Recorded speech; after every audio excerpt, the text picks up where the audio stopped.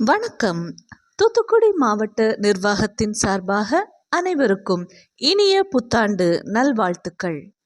தாமிரபரணி என மக்களால் தற்போது அழைக்கப்படும் பொருணை என்பது வெறும் நதி மட்டுமன்று, அது தமிழர் நாகரிகத்தின் வேர். இன்று உயர்ந்த நிலையை அடைந்திருக்கும் தமிழினம் இந்த வேரிலிருந்துதான் உருவாகி வளர்ந்து கீழடி என கிளை பரப்பி கடல் கடந்து பறந்து விரிந்துள்ளது. பாயும் திசையெங்கும் வளம் சேர்க்கும் காரணத்தாலேயே நாகரிகங்கள் நதிக்கரையில் தோன்றின. நாகரிகத்தின் வளர்ச்சி மொழியால் துவங்கியது என்றால் இலக்கியங்கள் அதன் முதிர்ச்சிக்கு சான்றாகும். எனவே இந்த நதியின் பெயரில் ஒரு பெருவிழா, அது நம் பொருணை இலக்கிய திருவிழா. நதிவழி இணைவோம், இலக்கியம் பயில்வோம்.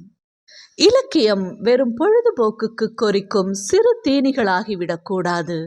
அது மக்களின் வாழ்வுக்கு இன்றியமையாத ஆரோக்கியமான சத்துணவை போல் சமுதாய உணர்வை, மனிதாபிமானத்தை மக்களிடையே ஊட்டுவதாக இருக்க வேண்டும். வளரும் தலைமுறை வாசிப்பை நேசிக்க இது போன்ற இலக்கிய திருவிழாக்கள் மிகவும் அவசியம். தற்போதைய சூழலில் குழந்தைகளின் வாழ்க்கைக்கும் கதைகளுக்கும் உள்ள தொடர்பை கரிசல் இலக்கிய பிதாமகர் கீரா அவர்கள் இவ்வாறு குறிப்பிடுகிறார். பிள்ளைகள் படிக்கிற பள்ளிக்கூடத்துக்கும் கதைக்கும் சம்பந்தமே இல்லாம இருக்கு.